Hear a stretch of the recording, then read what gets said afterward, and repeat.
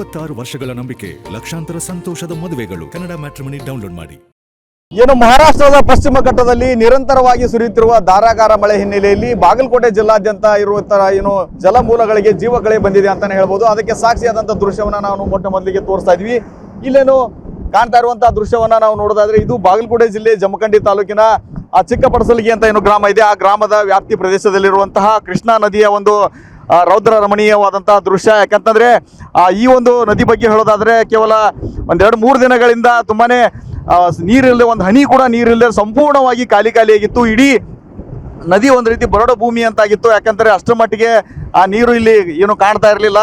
ಒಂದು ರೀತಿ ಬರದ ಛಾಯೆ ಆವರಿಸಿತ್ತು ಜಿಲ್ಲಾದ್ಯಂತ. ಆದರೆ ಮಹಾರಾಷ್ಟ್ರದ ಪಶ್ಚಿಮ ಘಟ್ಟದಲ್ಲಿ ಹಾಗೂ ಬೆಳಗಾವಿ ಭಾಗದಲ್ಲಿ ನಿರಂತರವಾಗಿ ಸುರಿಯುತ್ತಿರುವ ಮಳೆ ಹಿನ್ನೆಲೆಯಲ್ಲಿ ಬರಿದಾಗಿದ್ದ ಕೃಷ್ಣಾ ನದಿಗೆ ಜೀವಕಳೆ ಬಂದಿದೆ ಅಂತಾನೆ ಹೇಳ್ಬೋದು.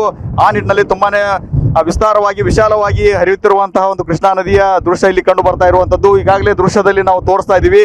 ಅಲ್ಲೇನು ಕಾಣಿಸ್ತಾ ಇದೆ ಆ ಸೇತುವೆ ಶ್ರಮಬಿಂದು ಸಾಗರ.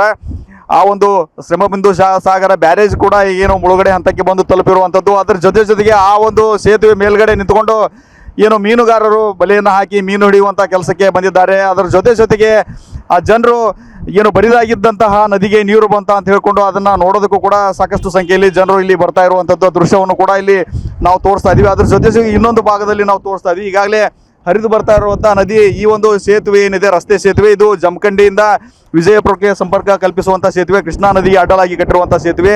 ಆ ಸೇತುವೆ ಆ ಭಾಗದಲ್ಲಿರುವಂಥ ದೃಶ್ಯವನ್ನು ಕೂಡ ನಾವು ತೋರಿಸ್ತಾ ಇದ್ದೀವಿ. ಅಂದರೆ ಹರಿದು ಬಂದಂಥ ನೀರು ಮತ್ತೆ ಮುಂಭಾಗದಲ್ಲಿ ಹೋಗ್ತಾ ಇರುವಂಥ ದೃಶ್ಯ. ತುಂಬಾನೇ ವಿಶಾಲವಾಗಿ ಕೃಷ್ಣಾ ನದಿ ಹರಿತಾ ಇರುವಂಥದ್ದು. ಈ ನಿಟ್ಟಿನಲ್ಲಿ ನೀರಿಲ್ಲ ಅಂತ ಹೇಳ್ಕೊಂಡು ಜನ ಏನು ಕೃಷ್ಣಾ ನದಿ ತೀರದ ರೈತರು ಏನು ಬರಗಾಲ ಬಂತು ಅಂತ ಹೇಳ್ಕೊಂಡು ಕಂಗೆಟ್ಟಿದ್ರು. ಅದ್ರ ಜೊತೆಗೆ ಜನ ಜಾನುವಾರುಗಳಿಗೆ ಮತ್ತು ಕೃಷಿಗೆ ನೀರಿಲ್ಲ ಅಂತ ಏನು ರೈತರು ಕಂಗಾಲಾಗಿದ್ರು. ಅವರಿಗೆ ಈಗ ರೈತರ ಮುಖದಲ್ಲಿ ಮಂದಹಾಸ ಮೂಡಿದೆ ಅಂತಾನೆ ಹೇಳ್ಬೋದು. ಅದರ ಜೊತೆಗೆ ನೀರಿನ ಪ್ರಮಾಣ ಹೆಚ್ಚುತ್ತಾನೆ ಹೋದರೆ ಒಂದು ವೇಳೆ 2,70,000 ಕ್ಯೂಸೆಕ್ನಷ್ಟು ನೀರಿನ ಪ್ರಮಾಣ ಹೆಚ್ಚಾದರೆ ಒಂದು ರೀತಿ ಪ್ರವಾಹದ ಆತಂಕ ಕೂಡ ಇಲ್ಲಿ ಏನು ಸೃಷ್ಟಿಯಾಗುವಂಥ ಆತಂಕ ಕೂಡ ಇಲ್ಲಿನ ರೈತರಿಗಿದೆ. ಒಟ್ಟಿನಲ್ಲಿ ಬರಿದಾಗಿದ್ದ ಜಲಮೂಲಗಳಿಗೆ ಮಹಾರಾಷ್ಟ್ರದ ಏನು ಮಳೆ ಆಗ್ತಾ ಇರುವ ಹಿನ್ನೆಲೆಯಲ್ಲಿ ಜೀವಕಳೆ ಬಂದಿರುವಂಥದ್ದು ಬಾಗಲಕೋಟೆ ವ್ಯಾಪ್ತಿಯಲ್ಲಿ ಹರಿತಾ ಇರುವಂತಹ ನದಿಗಳಿಗೆ ಮತ್ತು ಜಲಮೂಲಗಳಿಗೆ. ಅದರ ಜೊತೆಗೆ ಇಂತಹ ಸಂದರ್ಭದಲ್ಲಿ ಏನು ನೀರನ್ನ ಸುಮ್ಮನೆ ಹೋಗಲು ಬಿಡದೆ ಕೆರೆ ಕಟ್ಟೆಗಳನ್ನ ಹಳ್ಳ ಕೊಳ್ಳಗಳನ್ನ ತುಂಬಿಸಿಕೊಡುವಂತ ಕೆಲಸ ಆಗ್ಬೇಕು ಅನ್ನುವಂಥ ಏನು ಆಗ್ರಹ ಕೂಡ ರೈತರದ್ದಾಗಿದೆ.